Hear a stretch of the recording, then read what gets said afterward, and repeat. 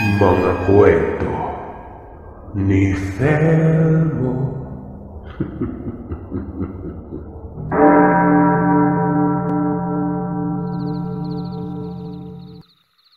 Ako po si Cecilio, tubong Butuan, at ngayon sa kasalukuyan ay nasa Camiguin nakatira. Ang kwentong ito ay hindi naman talaga nakakatakot. Walang nakakarimarim. Maliban na lamang sa tagpo na siyang ikinagulat ko. Palabirong tao ako. Malakas ang sense of humor. Madali mapakiusapan. Nung nabubuhay pa yon, laging inaaya sa kung sino-sino na lang ng kaibigan niya. Yung tatay ko yung nagbibigay buhay sa kwentuhan, kung saan yun na yung pulutan sa toma nila. Kaya nga madaling napaibig ang nanay sa kanya kasi nga nakakatuwa talaga. Ganun din ako. Isipin niyo, Sir Seth, may nagugustuhan akong babae noon. Nasa 20 mahigit na ako. Unang mga taon ng dekada 90. Maganda siya. Tendera noon ng mga ukay sa kahabaan ng poblasyon. Sa sentro ng Butuan. Kahit wala naman akong pambili ng ukay, pumupuslit ako sa tindahang yon. Pasimple-simple lamang ng tanong. Magkano ito at magkano yon? Hanggang sa hahantong na sa anong pangalan mo at saan ka nakatira. Siyempre yung tanong din akong may kasintahan na ba.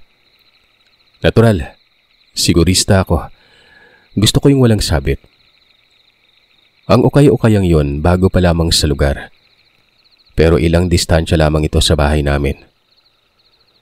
Nakilala ko ang babaeng tendera na itago na lamang natin sa pangalang Paloma. Naging sapat na yon para sa unang mga pagdalaw ko. Ang sumunod, may dala na talaga ako noong pera para makapamili. Pero ang bibilin ko naman para sa kanya. Nagtataka pa siya kung bakit pang babaeng damit ang hinahalungkat ko. Sa sangkatutak na mga damit na parang basura. Ngumiti lamang ako sa kanya, sabi ko pa, para sa akin. Napatawa ito na kesyo ako daw binabae. Tapos nag-asta naman ako noong binabae. Nang makapili ako ay ipinakita ko ito sa kanya at sabi ko, kasukat ko ba yung damit na yon? Ayon sa kanya hindi daw. Kung tutuusin, mas kasukat niya daw yon. Matatawa na ako pero pinipigilan ko lang. Hanggang sa binayaran ko na yung damit na yon tapos inabot ko sa kanya. Sabi ko, hindi talaga para sa akin yon, kundi para sa kanya.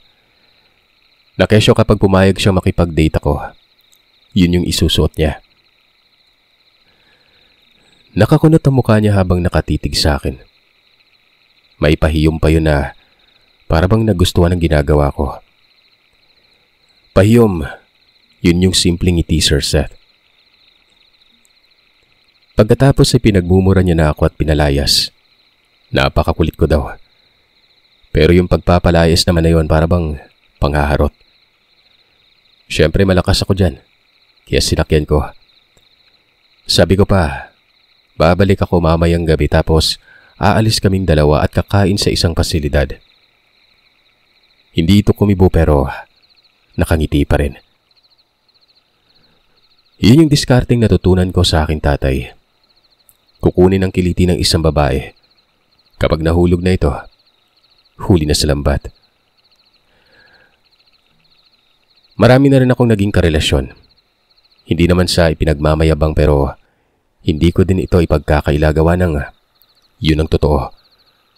At kahit papano, may koneksyon ito sa kwentong ito. Katunayan, hindi lamang siya ang nililigawan ko noon. Meron pa, kapitbahay namin.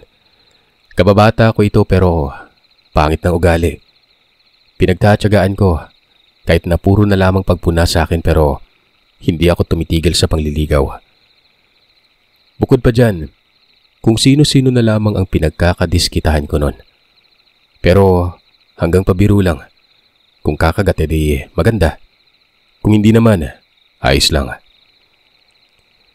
Pero alam nyo, Itong tindera lamang ng ukay ang siyang napipili ko talaga.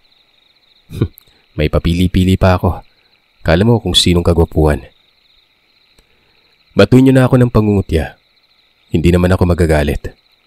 Wala lang sa akin kasi nga, sanay naman ako dyan.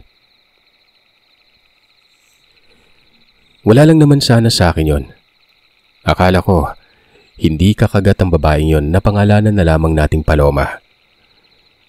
Noong pumuslit ako sa tabi ng kalsada para manigarilyo. Aba, nakita ko siya sa harap ng tindahan nila. Suot pa nito ang damit na nabili ko. Nanlaki ang mga mata ko. Dali-dali akong umuwi, naghilamos, nagbihis, nagpabango pa. Kung hindi ako nagkakamali, Paris interlude pa yung pabangong yon. Nakakasuka yun kapag naparami.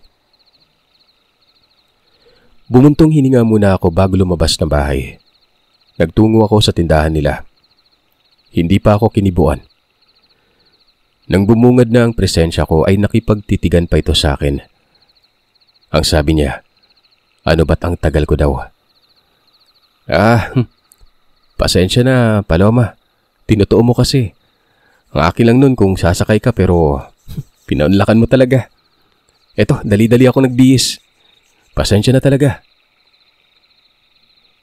Kinakabahan talaga ako nun. Yung malakas na sense of humor ko, nabura.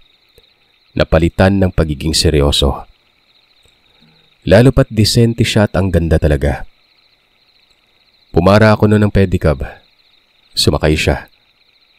Napakabango niya. Ibang klase yung aroma na para bang kinikilig ako nun. Basta, parang samyo ng kanyang katawan. Nailalarawan ko sa isip ang hubog nito. Pumara kami noon sa parke. Wala siyang kibo. Ako naman noon ay hindi alam ang gagawin. May sapat naman akong dalang pera.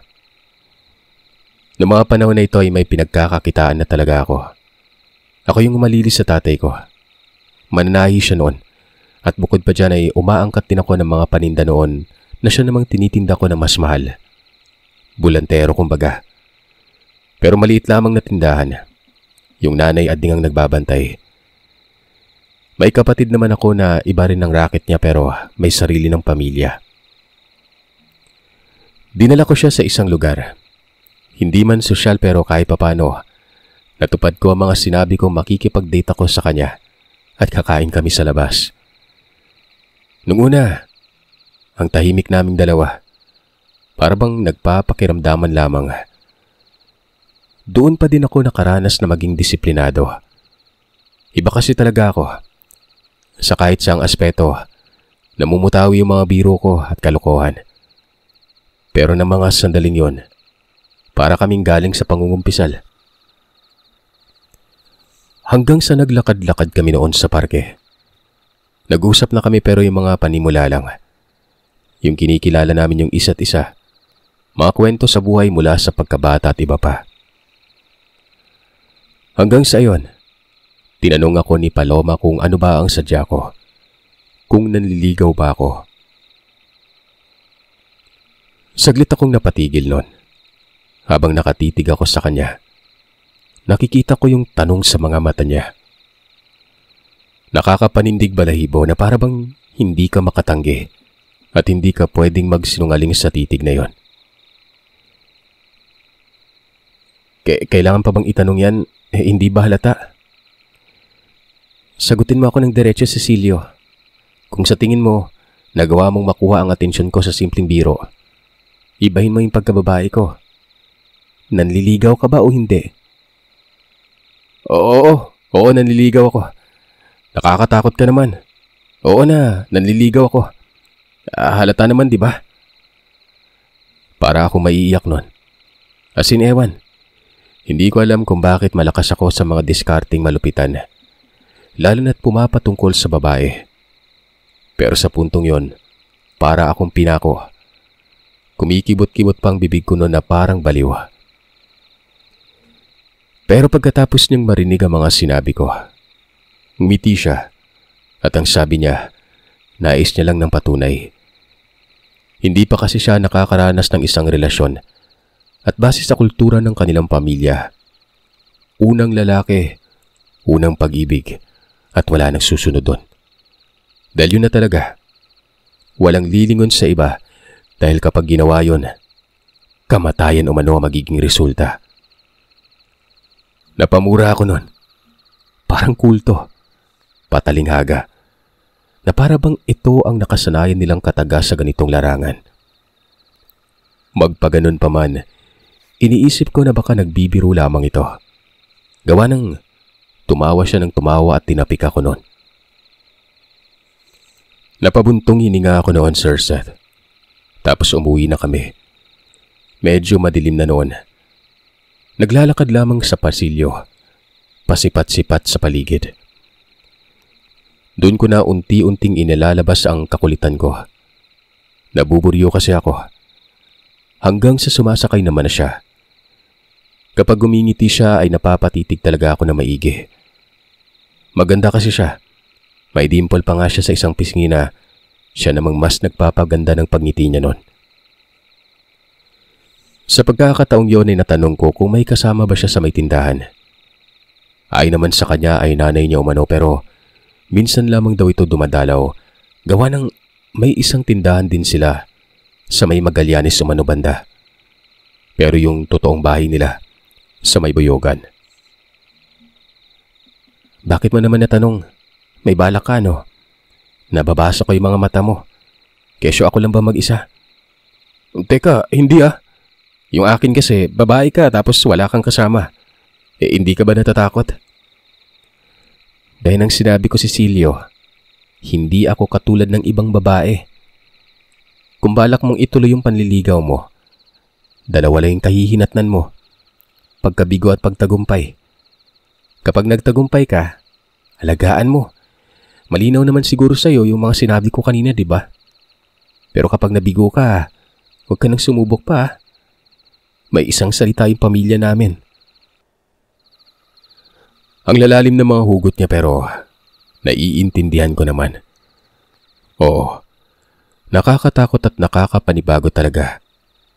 Pero dahil doon, lumakas ang kuryosidad ko na parabang nawiwili ako sa kanyang mga misteryosong litanya at gusto ko siyang makilala pa. Paulit-ulit ako noong bumibisita sa kanya.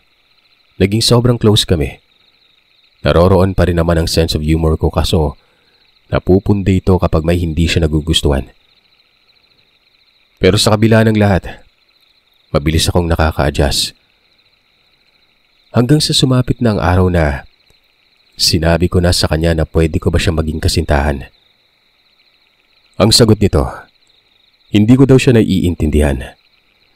Ang ibig niyang sabihin, kung sino ang unang pag-ibig ay yun na umano yon. Walang lilingon, walang ayawan, at kung sasabihin ko umano na gusto kong maging kasintahan siya, napakababaw umano. Hindi na umano kami bata para tawaging kasintahan. Wala akong nasabi noon kundi isang biti ng mga katagang mahal ko siya. At tinatanggap ko kung anong kultura nila. Alam niyo kung anong ginawa niya? Tumango at hinalikan ako. Sabi niya ay ibinibigay daw niya sa akin ang pag-ibig niya. At yung pag-ibig na yun, buo. At aasahan niya umano na magiging buo ito hanggang sa kamatayan namin. Napaka-weirdo talaga. Pero naging masaya ako noon. Lalo na't hinalikan niya ako. Pagkatapos nun ay sinabi niyang pwede daw ako doon na lang sa tindahan niya manatili. Kung gusto ko pa nga daw noon, doon na rin ako tumira dahil kami naman ng dalawa. Napapalunok na lamang ako ng laway. Kung ganun pala, pwede nang mangyari na hindi dapat, di ba?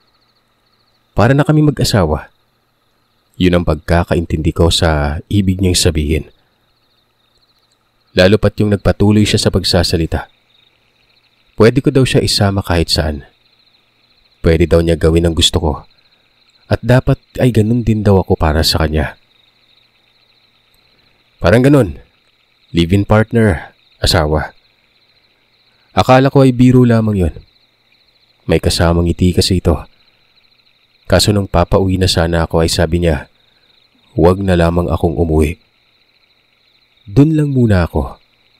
Ipagluluto daw niya ako na makakain. Yung paborito ko umano. Hindi nga biro yan.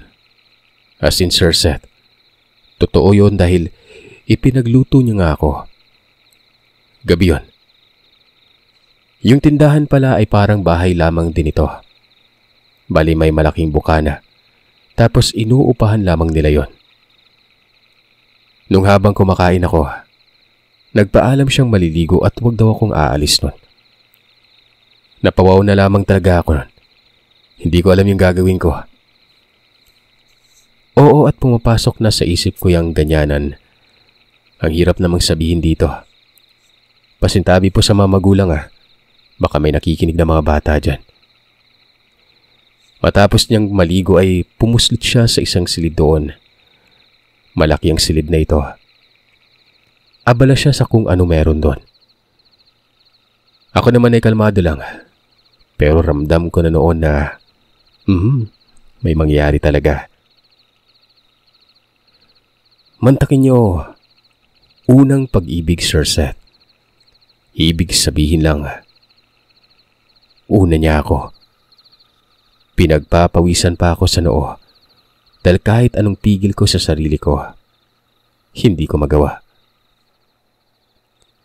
Nakaharap ako sa kalsada pero ang isip ko naman ay nasa ibang mundo. Naglalakbay ito sa kawalan na para bang inilalarawan ko na ang magiging tagpo naming dalawa. Matagal yon. Kaya nga lumabas muna ako para makapanigarilyo. Kahit papano'y bumaba man lamang ang tensyon. Kinikilig ako noon na animoy galing sa pag-ihi. Pumuslit pa ako sa bahay namin.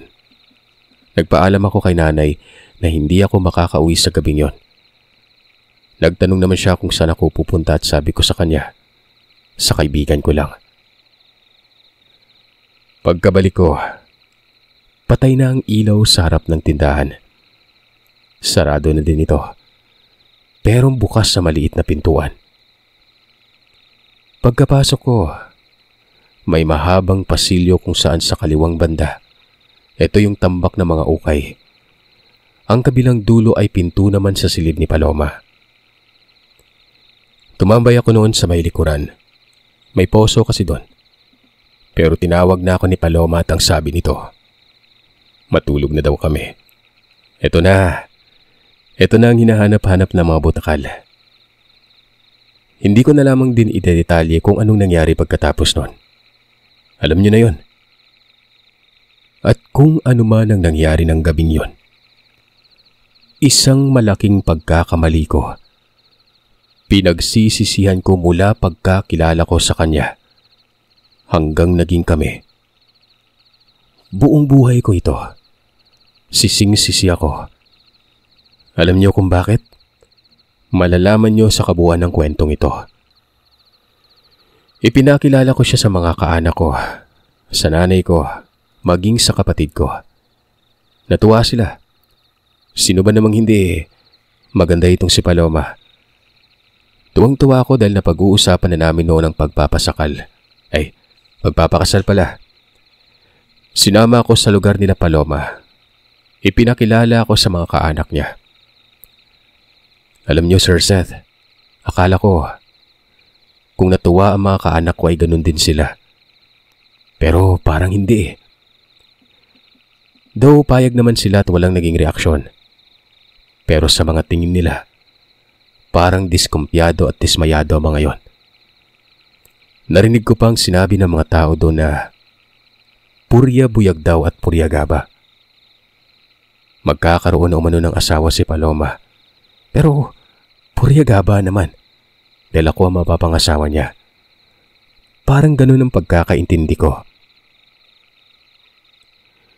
Nararamdaman kong parang napipilitan lamang ang kanyang pamilya. Hindi naman ako kapangitan. Yan po ang sabi ng nanay ko. Yung lugar nila sa Buyugan, nasa bandang liblib ito. Pero hindi naman napag-iiwanan ng panahon kung titingnan. Sakto lang at may mga bahay ding moderno. Katunayan, ang tirahan nila Paloma, malaki. Aakalain mong malaking pamilya din ang nakatira. Pero ang naroroon lamang ay ang kanyang nanay na itago na lang natin sa pangalang Nanay Isidra. Ang lolo niyang parang may sariling mundo na si Lolo Baston. At ang kapatid niyang palabiro din, na si Romulo. 4 lamang sila sa 2 palapag na bahay. May 2 silid sa baba at 2 silid sa itaas. At kapwa palapag ay may malalawak na sala. May beranda pang parang singlaki na ng bahay namin. Yung tirahan na yun, Sir Seth, moderno sa panahong yun. Pero kapag nakapasok ka naman, para kang nasa bahay ng pinamamahayan ng mga kaluluwa. Makaluma mga gamit. May salamin pang nakakatakot. Tapos may mga bagay akong nakikitang bago pa lang sa paningin ko. Mga rebulto. Mga kung ano-anong palamuti na wari ko pa. Parang gamit ng mga mangkukulam. Yung altar pa nga, may imahe ng Panginoon doon pero may mga katabi naman itong mga may itim na bagay. May kandila pa nga na kulay itim nun. Yun lang ding tirahan na yon ang nagmumukod tanging nasa dulo. Ang likod na noon ay gubat na. Pero maganda naman ang labas. Gawa ng malinis at may magagandang tanim. Sa bandang gilid ay yung bodega nila. Tapos may truck doon na wari ko pa. Ito ang ginagamit sa paghakot ng mga paninda. May ibang mga kapatid naman si Paloma. May mga sariling pamilya ito. Ang mga bahay, madadaanan lamang bago pa makarating sa malaking tirahan na yon. Nanatili ako doon ng 1 buwan. Masaya naman kahit papano. Wala kaming ginawang iba doon ni Paloma kundi tutut. Bukod pa dyan, kinagala niya rin ako sa lugar. Hanggang sa makarating kami sa kapatid ni Palomang babae. Naitago na lamang natin sa pangalang Faith. Maganda ang kapatid ni Paloma at kung titingnan, mas maganda pa ito sa kanya. Bukod pa dyan, para lang dalaga sa kabila ng may mga anak na itong 3. Walang nagbago sa alindog. Siyempre, mapapahanga ka talaga. Ibang klase kasi yun. Hanggang sa nakilala ko ang asawa ng kapatid ni Paloma, na itago natin sa pangalang Gardo. Malaking tao pero under the saya. Makisig at parang barumbado. Pero halatang napapailalim sa pagdikta ng asawa nito. Paano ba naman kasi? Yun ang naglalaba, nagluluto. Isang utos lang. Walang ano-anong sumusunod na parang tuta. Pero in fairness, patawa-tawa lamang yun. Para lamang din ako. Malakas ang sense of humor. Hanggang sa inaya na lamang ako bigla ng inuman. Ako naman ay tumingin muna kay Paloma. Naroroon kami sa harapan ng bahay. Nag-uusap silang 2 ng kapatid niya, habang kami naman ang asawa ng kapatid niya ron. Tumango si Paloma, wag lamang umanong pasobra ng pag-iinom. Tuba ang ininom namin. Isa kasi sa ikinabubuhay nila maliban sa panininda at pag-ahente ng lupa ay ang tubaan. Doon kami pumwesto ni Gardo sa may likod. Bali mula doon ay matatanaw naman ang mga malaking bahay na kumon. May maliit na kamalig na nasa ilalim ng malaking puno na makopa. Kwentuhan, tanungan sa kung ano mga meron sa buhay. Mga kalokohan. Hanggang sa umabot na sa punto kung paano ko nakilala si Paloma. Habang kinikwento ko ang lahat, Sir Seth, ang sabi ni Gardo, sana hindi ka magsisi, Cecilio. Napakunot na mukha ko. Nakapagtataka ang sinabi niya. Anong sana hindi magsisi? Pero hindi ko na lamang binigyang pansin yon. Ang sabi ko, naku, ayos lang. Magkakasundo naman kami. Pero matapos kong makapagsalita nun, tinitigan ako sa mga mata ni Gardo. Para bang nag-aalala ito. Kaya naman mabilis akong nagtanong kung ano ba ang problema. Ay wala. Oh, inumin mo na yan. Umuugat na yung baso. Kanina pa yan. Nang maglaon, tumalab na ang kamandag ng alak.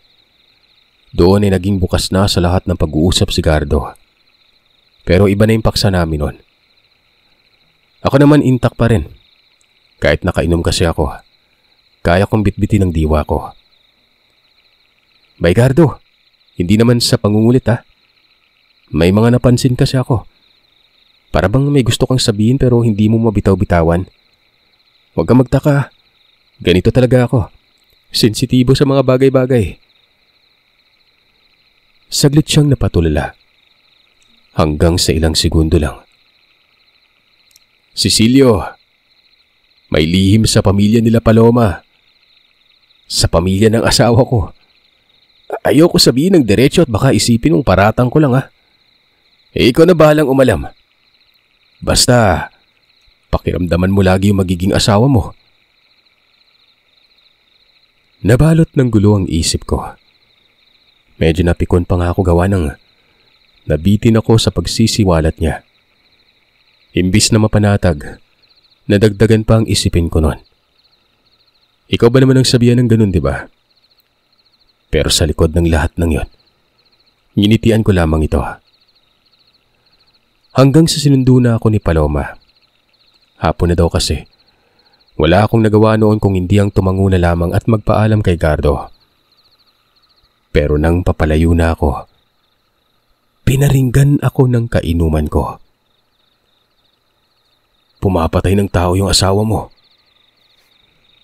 Gusto kong balikan si Gardo.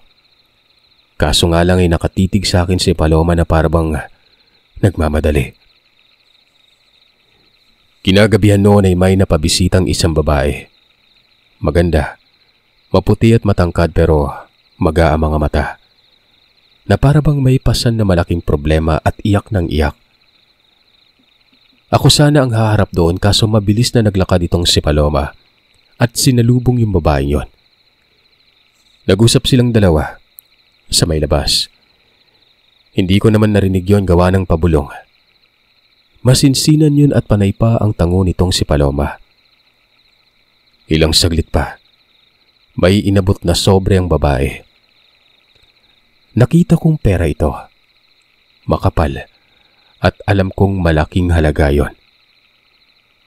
Para saan kaya yon? Tanong ko sa sarili ko. Maya-maya pa, may kinuha sa sobre si Paloma. Hindi yun pera. May kaliitan. Parang larawan. Tapos ay ibinalik na ni Paloma ang pera. Dito, narinig ko na ang pagsasalita ni Paloma at ang sabi nito, hindi niya daw kailangan ng pera. Mas kailangan ito ng babae para sa kanyang ipinagbubuntis. Matapos noon ay tumango ang babaeng yun. Aba, buntis pala yun. Pero ang tanong, ano ang pinag-uusapan nila? Dala ng pagkabagabag, noong umalis ang babae ay kaagad akong lumapit kay Paloma. Nagtanong ako kung ano bang sadya ng babae. Ayon sa kanya, kaibigan niya umano. Magbabayad sana ito ng utang pero hindi niya pa naman umano kailangan ng pera. Mas kailangan umano ito ng babae gawa ng buntis ito. May problema gawa ng tinakbuhan ng lalaki. Ganun ba? Nakakaawa naman. Walang pakundangan pala yung nakapabuntis sa kanya eh.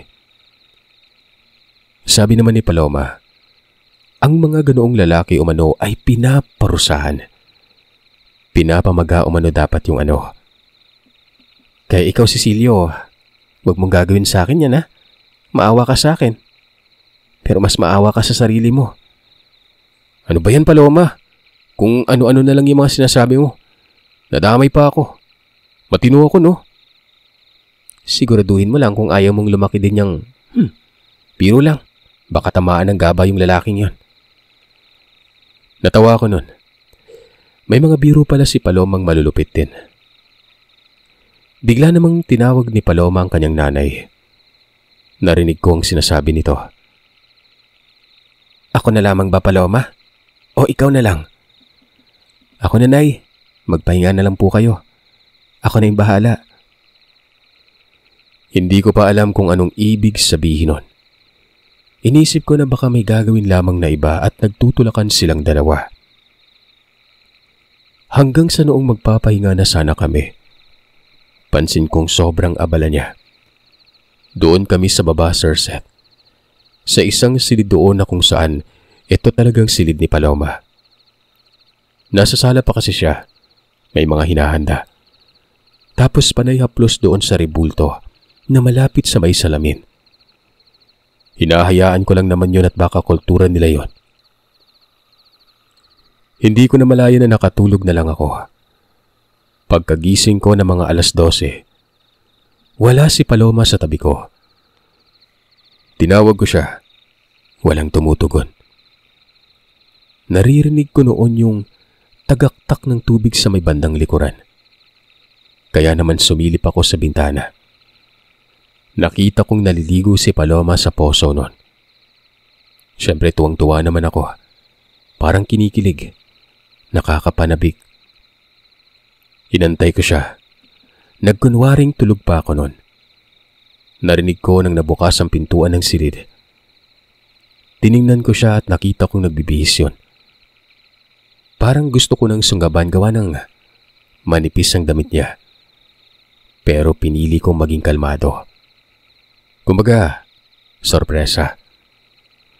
Pero hindi ito humiga. Bagkos ay kinuha nito ang kandila na nakapatong sa dibisyon ng dingding. Sinindihan niya yon. Lumabas ng silid si Paloma at narinig kong tila pumasok ito sa katabing silid doon na sa pagkakaalam ko, palaging nakakandado. Hinayaan ko lang gawa ng baka may ginagawa lamang at babalik ka agad. Kaso, inantok na lamang ako noon muli ay walang Paloma ang bumalik. Ayoko namang palampasin ang sandaling yon. Kung kaya't sinipat ko siya sa kabila. Baka doon ito natutulog. Dahil medyo maalinsangan talaga sa mga sandaling ito. Pagsilip ko sa siwang ng pintuan, nanlaki ang mga mata ko. Nakita kong nakaluhod sa sahig si Paloma. Ang daming nakatirik na kandila nun. Napakaliwanag. Hanggang sa mapagawi ang tingin ko doon sa harapan niya. May bungo ng tao. Hindi ako pwedeng magkamali. Bukod pa doon, may iba pang mga gamit na noon ko palang nakita. Mga bato na magkakahanay at korting pabilog. Tapos sa gitna ng bato, may maliit na papel doon na parabang litrato. Hanggang sa parang sumasayaw-sayaw si Paloma. Kumikembot yun na parabang umaalon-alon ng balikat. Bumubuka ang bibig niya at may mga katagang sinasambit. Hindi ko naiintindihan yon. Maliban na lang sa huling kataga na parang pangalan ng tao. Sabay angat ng kanyang kamay na may hawak na bungo. Madali lang basahin ang mga ganoong tagpo. Kung hindi ako nagkakamali, gawain yun ng isang mangkukulam. Yung pagkabog ng dibdib ko nun, pagkalakas-lakas. Habang nanonood ako ay naaalala ko ang mga kakaibang kinikilos ni Paloma. Maging ang mga napaka-misteryoso, malalalim at nakakakilabot pakinggan ng mga litanya nito. Bukod pa diyan, yung sinabi sa akin ni Gardo na mamamatay tao si Paloma. Nabuo ang konklusyon ko na mga mangkukulam o hindi naman kay mambabarang ang pamilya nito. Bagamat yun ang tumatakbo sa isipan ko noon ay hindi ako umaalis sa gilid ng pintuan. Nanood talaga ako. Inilapag niya ang bungo sa pabilog na hanay ng mga bato. Kinuha ang litrato at isiniksik ito sa mata ng bungong yon. Kinuha ni Paloma ang isa sa mga nakatirik na kandila at nilagay sa noo ng bungo. Ilang saglit pa, nakita kong may maliit na aklat na hawak si Paloma. Kumuha pa siya ng salamin sa mata at doon ay may mga binabasa. At ang pagbabasang yon, napakadiin. Orasyon yon. At habang nangyayari yon, nakaduro ang isang kamay niya sa bungo hanggang sa huling katagan naman ng isang pangalan ng tao. Halimbawa lamang to, Sirsa. Hindi ko babanggitin dito ang totoong pangalan. Ipagpalagay na lamang nating Joseph yon. Segundo lang ang namagitan. Pagsara ng aklat na yon, nagsimatayan ang mga kandila. Sumaklob sa katawan ko ang matinding kilabot, lalo na nang marinig ko ang kakaibang tinig sa loob na parabang awit ng mga nagsusumamong kaluluwa. Mabilis akong bumalik sa silid at nagtalukbong ng kumot. Pawis na pawis ako noon. As in, wala na. Mangkukulam nga. Siguro ay ito ang kinakatakutan ni Gardo sa kanyang asawa. Nako po, kung ganun pala, magiging kapareha ako ni Gardo. Naiisip ko noon na hiwalayan na lamang si Paloma pero natakot ako dahil nga may abilidad yon. Hindi ko alam kung anong mangyayari. Hanggang sa lumangit-ngit na ang pintuan. Alam kong bumalik na si Paloma. Umalog pa ang higaan at batig kong humiga na ito. Niyakap pa ako ni Paloma noon, pero hindi ako gumalaw. Sinasadya pa niyang itulak ako para magising pero hindi talaga. Hindi ako kumibo. Humilik ako noon. Nilalandi niya ako at hinahalik-halikan sa leeg. Sinasabi niya pa ang mga katagang, Cecilio, mahal. Ayan kasi, pasobra ka sa kakainom. Amoy tuba ka pa. Hindi talaga ako kumagat sa pagtawag niya. Sabi ko pa sa isip ko, umalis ka dyan. Kinabukasan noon, ang hirap magpakita ng kahina-hinalang kilos. Nagpanggap akong wala talaga. Normal na normal, pero sa loob-loob ko ay gusto ko nang umuwi sa amin. Paano ko naman gagawin yon? Paano ako tatakas sa ganong sitwasyon kung ang pagtakas ko naman ay pagpapatiwakal? Ilang araw lamang ang nakalipas, Sir Seth. Bumalik yung babae, yung buntis na yon. Nakangiti na ito. Ako ay ganun na lang ang pagsusumikap kung maririnig ko ba ang pinag-uusapan nila. Sumisimple lamang ako ng daan. Kunwari ay sobra akong abala. Narinig kong sinabi ng babae na bumalik na daw sa kanya ang lalaki. Na mag-aumano ang pagkalalaki nito. Na lamang ipinakulam kaya bumalik at nagmakaawa nun. Nakiusap yung buntis kay Paloma na pwede nang tanggalin ang kulam. Hinaan mo naman yung boses mo, sabi ni Paloma. Ay Cecilio, pwede ba makisuyo? Kunin mo yung mga damit sa loob, lalaban ko. Tawag pa nito sa akin nun. Kala siguro ay hindi ko siya binabantayan. Kumpirmado. Masasabi kong napakadelikado nitong nobya ko. Mabuti at pamamaga lamang ng ano yung nangyari sa lalaking yon. Ngayon, mga kagiliw, tatanungin ko kayo. Tatakas kayo? Hirap diba? Sinunod ko ang ipinag-uutos ni Paloma. Ilang araw ang nakalipas. Kinausap ako ng nanay ni Paloma. Ayon pa dito ay may nakausap na umano siyang Wes. Sa Wes na lamang daw kami ikakasal. Kung papayag ba daw ako nun. Sa susunod na buwan ito mangyari. Gawa ng nakapag-usap na talaga kami at papakasalan ko si Paloma. Yun din naman ang plano sa side namin. Kaya siguro nagbanggit ng schedule itong si Nanay Isidra. Pero sa puntong yon, para akong maiiyak. Isipin nyo, nung una, nakakapanabik. Ngayon hindi na. Nagsisisi ako at ito na yung gusto kong ipukol sa kwento. Yung pagsisisi ko habang buhay. Ano pa bang mapagpipilian ko, diba? Wala na. Yung bagsik at lupit sa diskarte at sa paraan kung paano kilitin ang isang babae para mahulog sa lambat. Ako ang nahulog sa bitag. Sabi ko pa sa sarili ko, tagam, Mayra Nimo Cecilio, butakal ka kasi. Yung kalokohan ko na siyang malaya kong ginagawa noon. Ngayon ay para akong nakaposas, nakabartolina at nakasakal pa. Nangyari nga yun, naikasal kami. Pangiti-ngiti lamang ako na parang gusto ko din ang nangyayari. Aminado naman ako na mahal ko talaga si Paloma.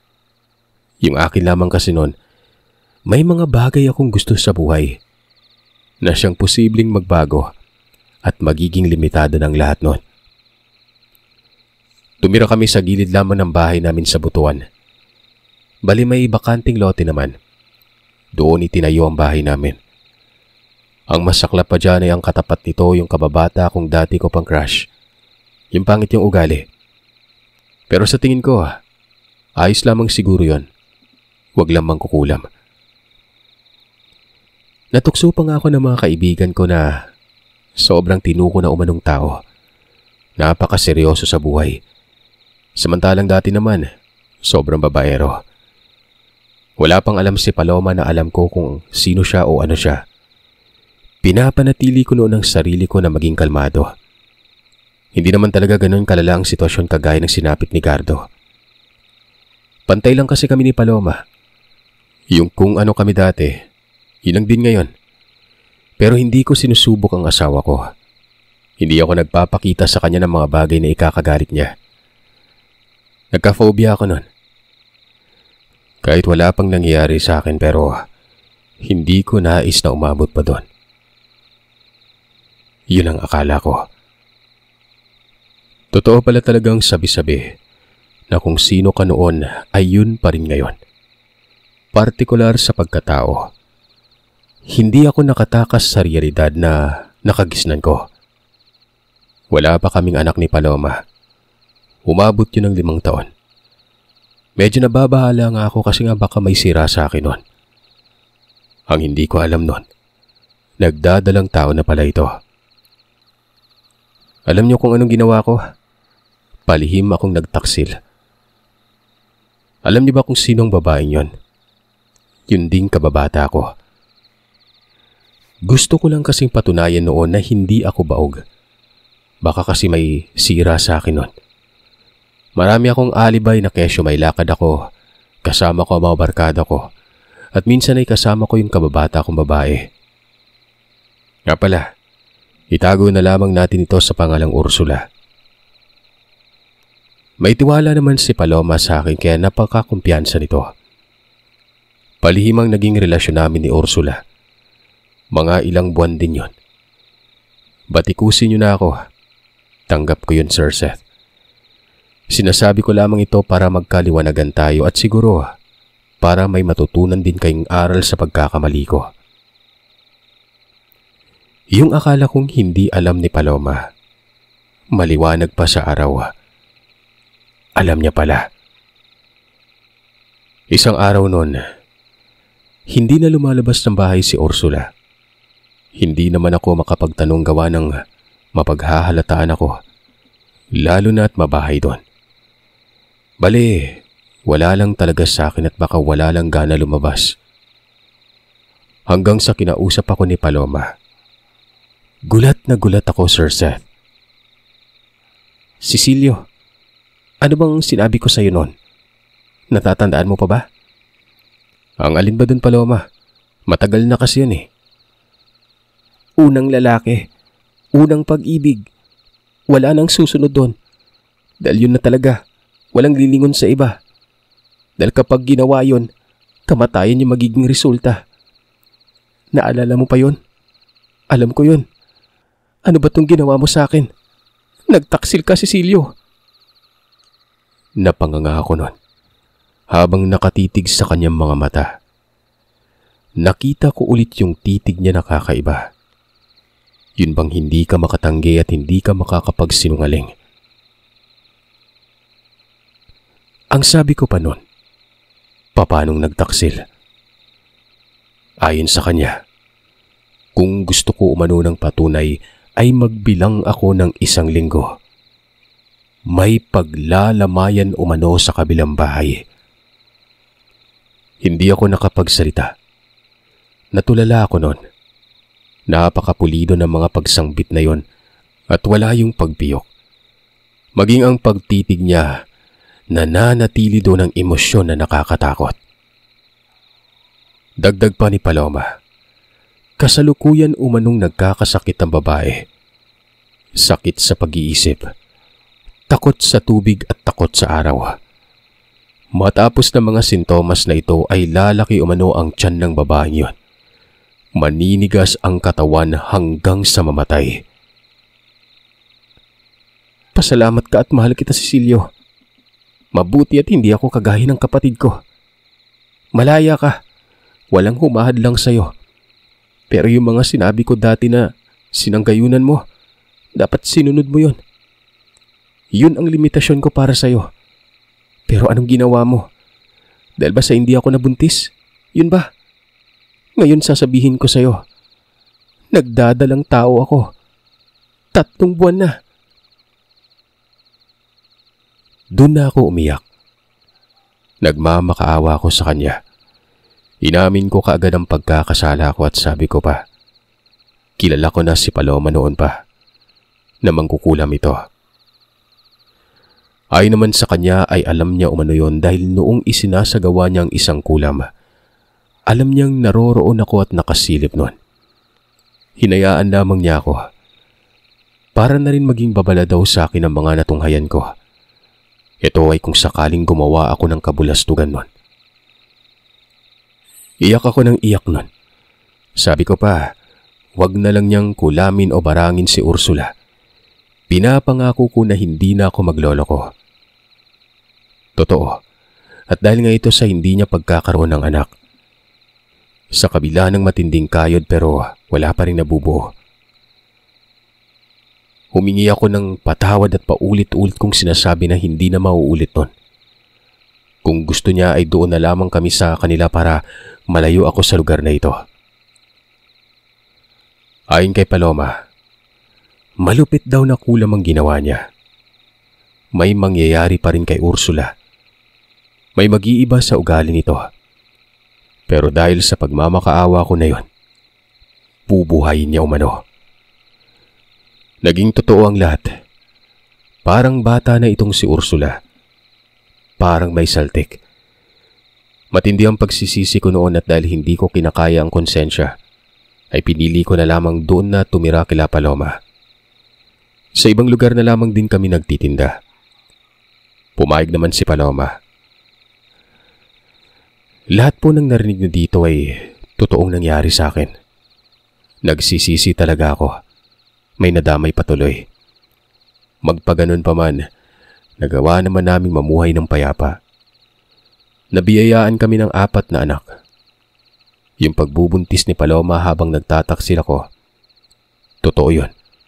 Babae ang unang naging anak namin ni Paloma. Nalaman ko din ang lahat sa kanya kasi nga, sinabi niya na ito sa akin magmula noon. Maraming kliyente si Paloma, hindi lang partikular sa negosyo namin, kung hindi pati na rin sa pangkukulam.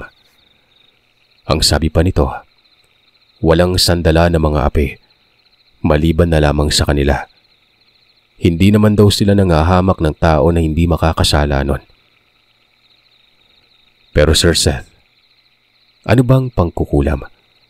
Di ba't pagkakasala dito? Gawain ito ng isang kampon ng dilim.